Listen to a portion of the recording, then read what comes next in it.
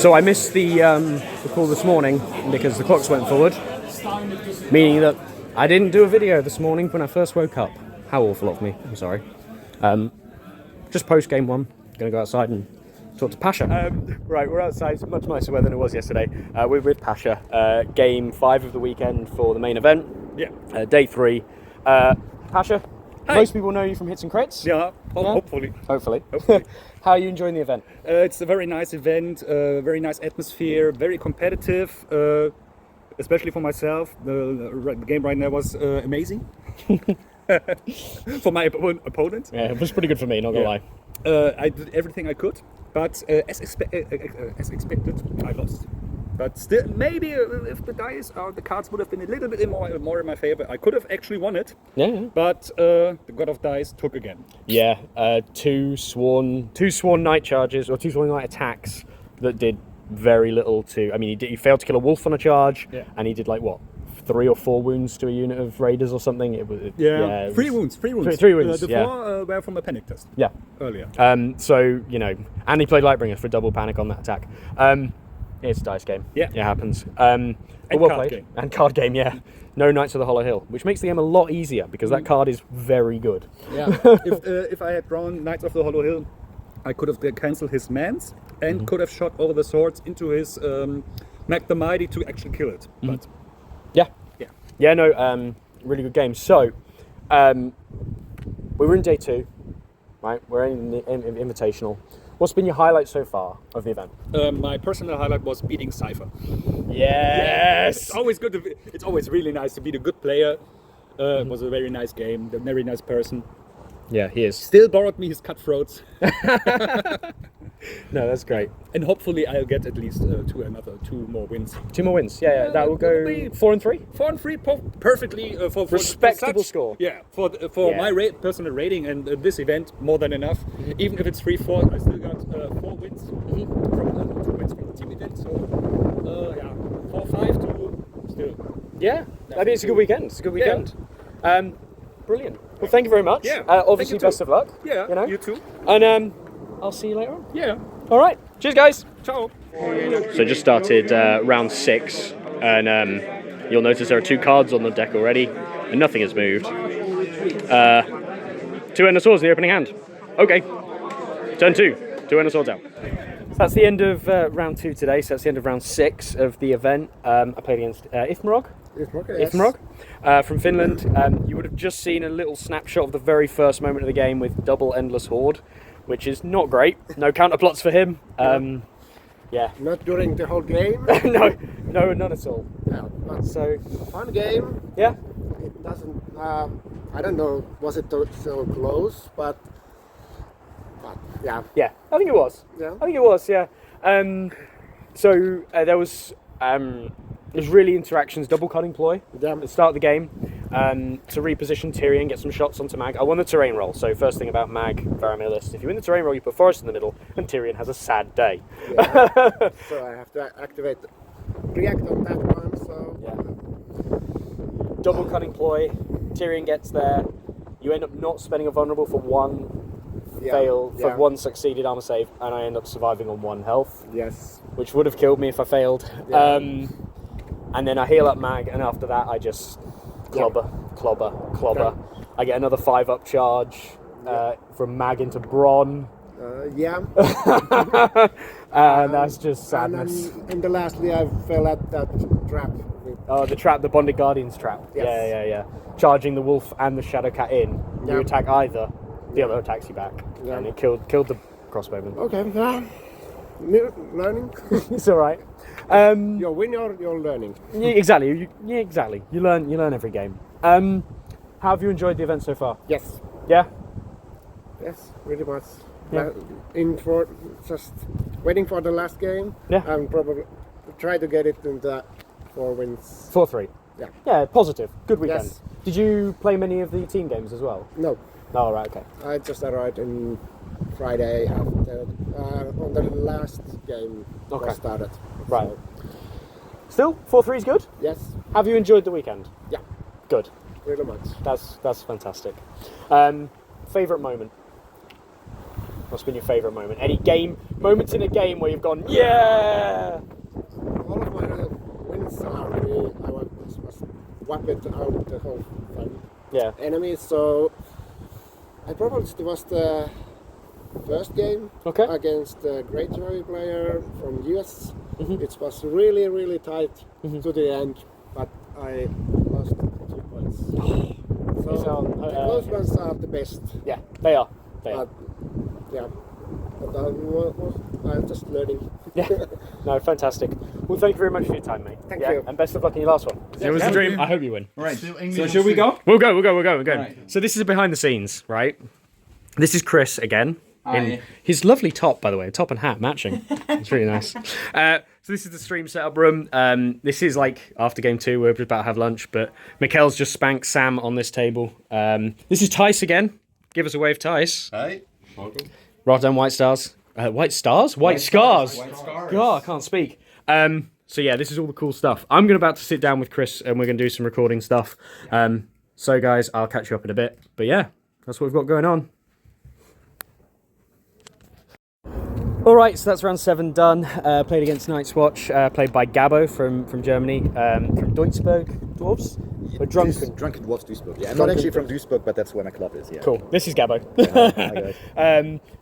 Benjin, double Vanguard, double Tracker against Varamir, and started the game really separated, very kind of tense position. Mag in the middle on a forest because that's how you play it, and then it was just kind of movement, and then you got the opening against the Cat and Varamir. Yeah, that was clutch. Picking up 2 relatively early kills on those 2, lowered the activations. The boar died to the Castle Walls, but it doesn't really matter, I think, in this game. There you go. And I think the major thing is the amount of pressure you can put on Free Folk specifically with Othel and Varys alone from the board. Yes, yeah. That really limits your raider play, actually, right? Yeah. I was thinking maybe to focus on the pets first, but then if you had that card, that would have just been, it's a waste of time. Exactly. So I think that's really helpful. And yeah, other than that, I was lucky with the kill on Varamir, with the early kill. Yeah. And I was lucky to have those 2 right by attacks, which allowed me some very helpful movement, let's put it that way, to stay out of line of sight, for example, and also deal some wounds as a bonus, but mostly to stay out of line of sight and get into positions where I could threaten more your units, specifically flank and back, so that helped. Literally, first thing, on round 2, wasn't it? One of the things you did was move Benjin cavalry basically towards Mag, and then ride by attack through him to end behind him. Now I had Val still available, I could turn, but like it was a position where that wasn't the only problem. Like there was other things going on. Yeah, exactly. But yeah. And also there was always the pressure, of course, or the decision you have to make if I were to pull Mag from the objective. Yes. That would also mean I stopped scoring, and he would have then really had to have an impact. Yes. For that to be justified. So yeah. And a clutch panic reroll. Yeah, definitely. Stopped you dying. On an 8. Yeah, that was. I nearly forgot that. Yeah, that was huge. Yeah. That was huge. Otherwise, you would have had that point plus searched 4th on the objective. That would have been a 2-point swing. And so activation as well. Activation. Yeah, and that might have been the win for you, actually, now that I think about it. It's difficult to say because then things would have played out differently. Of course, yeah, we do different things. I think that could have been a win for you then. But yeah, but true. We play what we get. Yeah. But yeah, no, absolute pleasure. The Invitational, have you enjoyed it? Yeah, absolutely. Best tournament I've ever been to, hands down. No questions. It's great. Great people, great location, all around, perfectly organized. I had a blast. Yeah. So happy to have been here. Fantastic. To be here. Right, so it's ended now, isn't it? We'll go in and find out all the prizes. Gabo, I think, I'm not sure, but you might be the best Night's Watch. Might be. And be quite I think it is. I think you're up there. I believe that I'm the best free folk. So it's a win for everybody. There you go. Nice. Anyway, guys, we'll go see the awards and we'll catch you in a bit. Back at the hotel after the 7th game, after awards and everything. All of the stuff we obviously posted on the Invitational Discord. We saw Best Painted and Wooden Spoon go to Chris F&M. He got Best Painted Army. Came away with Best Free Folk. Which I can't be unhappy with. It's what I wanted to do. And yeah, 10 UDs difference between me and Gremlin, which is an uncomfortably small margin. And hey, I got over 100 UDs with Free Folk because I actually tried to kill people in this event. So yeah, I think that was the big thing. I think learning things for me. I've been a bit kind of on the quieter side of things anyway, but I hadn't twigged just how aggressive perhaps season 5 has become as it's evolved. We see Targaryens, doing really well, tournament faction, who are just were stonking through the ratings, and we saw 4 of them in the top 8. That doesn't mean their win rate was that high necessarily, of course. I think maybe 56%. It wasn't that high, but it was like when they're played well, they do very well, and if they're not played well, they kind of fold, which is why you see such a spread. One of the largest factions, obviously, in the event as well in terms of popularity. So yeah, I think Targ's a lot of Targ players doing very well. Greyjoy's winning the event. Mikkel winning the event with Greyjoys. Leon obviously running his Greyjoys only dropped 1 game, which was his game against Mikkel. So you've got 2 incredibly strong players there, both running Greyjoys, and that's not an easy faction to pilot. So yeah, I think that was really, really, really good. And congratulations to Mikkel. I've known Mikkel in the game on and off for some time. Played obviously online with him quite a lot. Matched up into him a few years ago at LGT, among other things. He's a good player, very good player. Kind of gutted for Leon. I genuinely think that Leon is a very, very good player. I personally think that Leon is one of the best players that there's been. That being said, Mikkel beat him on the day. And then went on to beat Nacho as well in the final. So, congratulations to Mikkel. Really good job. Trying to go through the rankings. So, Mikkel ended up with best Greyjoy in first place. Nacho, best Targ in second. The next one was, I think, Keijo with best Lannister. And Quarry with best Brotherhood. So that was the top 4 factions in the top 4 factions representing the top 8. I'm trying to think who else it was. Best. Who was it? Best. El Chef won the best of the rest, but if you will, the best of the Swiss draw. So came 9th overall, with only 1 loss. So well done to him as well. With his Lannisters. Who else we had? Bloody hell. Who was best Martell? That's bad. I'll have a look at the rankings anyway. If you don't know, go to stats rankings, have a little look. I'm not going to just list them all off.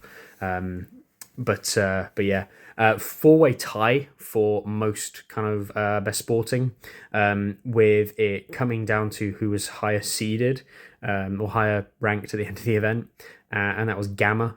So Gamma representing Canada, and also his team stuff that he does online.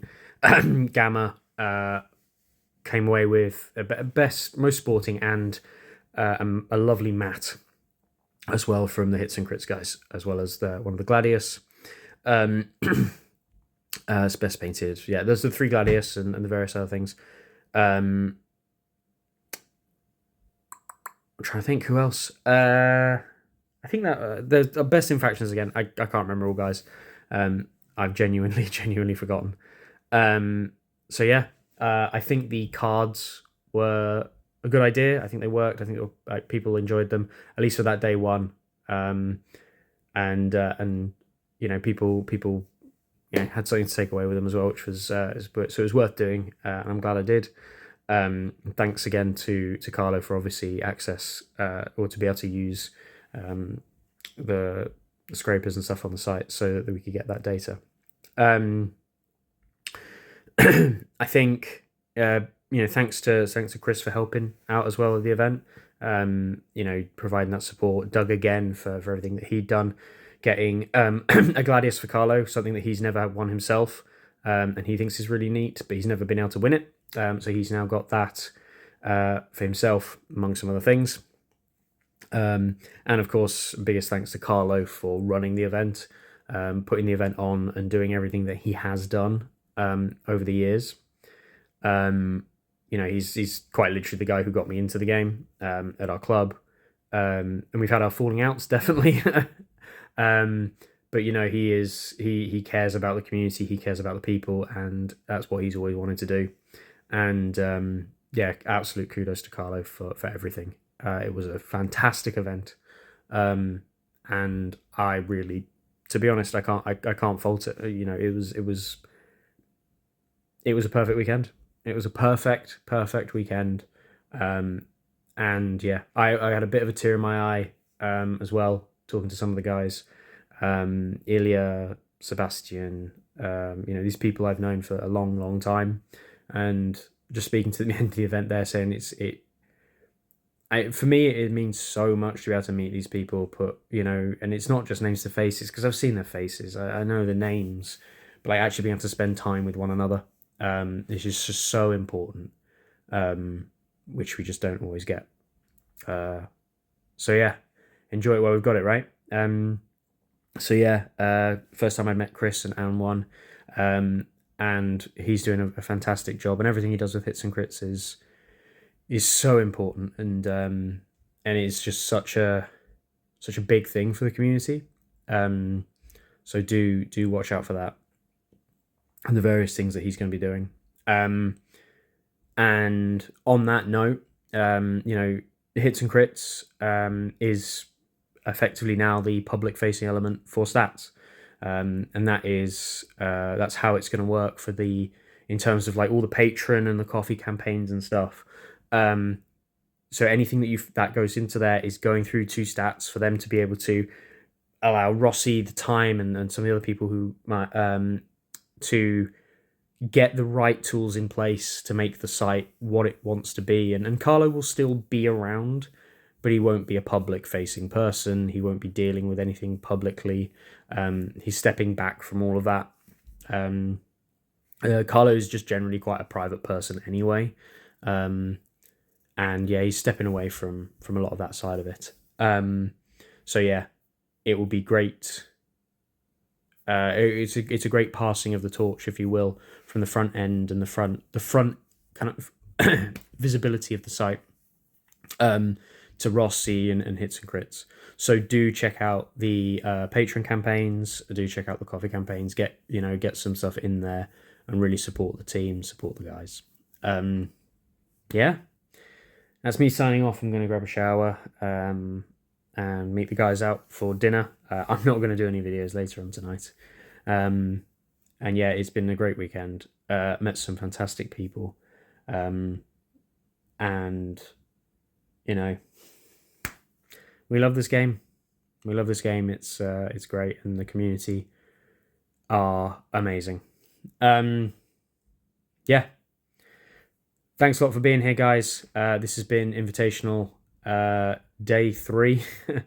I'm going to sit down and quickly edit this together and get it out. And